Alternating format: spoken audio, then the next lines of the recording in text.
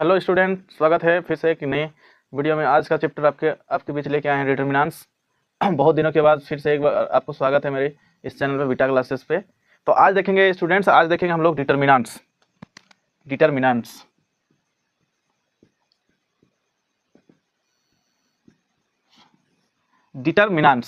सबसे पहले हम लोग जानेंगे डिटरमिनेंट्स होता क्या है।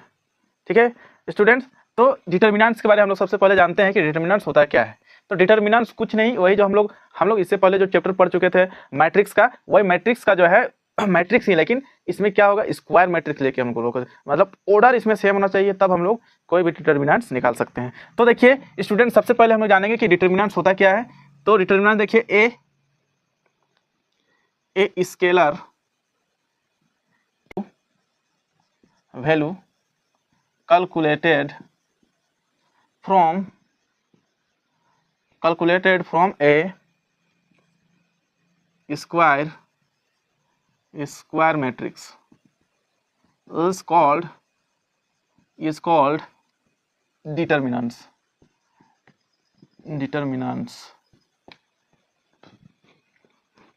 मतलब देखिए क्या है, ए स्केलर वैल्यू, हम लोग क्या करेंगे, स्केलर वैल्यू में काम करेंगे। स्केलर वैल्यू को हम लोग कैलकुलेट करेंगे फ्रॉम ए स्क्वायर मैट्रिक्स। ठीक है, कोई स्क्वायर मैट्रिक्स होगा और उससे हम लोग स्केलर वैल्यू को हम लोग कैलकुलेट करेंगे, तो उसको हम लोग बोलेंगे डिटरमिनेंट्स। तो सबसे पहले देखिए डिटरमिनेंट्स होता है क्या है, उसके बारे में हम लोग जान लेते हैं कि एक नंबर में मान के चलिए फॉर ए मैट्रिक्स ए। ठीक है, फॉर ए मैट्रिक्स ए, तो मैट्रिक्स ए में हम लोग क्या कर सकते हैं, डिटरमिनेंट ए, ये जो है देखिए मोड ऑफ ए लिखा हुआ, लेकिन इसको मोड ऑफ ए पढ़ना नहीं है, इसको हम लोग पढ़ेंगे इज रीड एज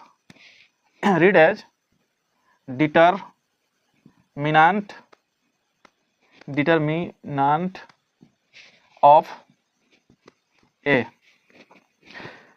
इसको हम लोग कहेंगे क्या, मोड ऑफ ए ना कह के इसको हम लोग कहेंगे A is a read as determinant of A. इसको हम लोग डिटरमिनेंट ऑफ ए कहेंगे, और इसको नहीं कहना है not read as modulus of A.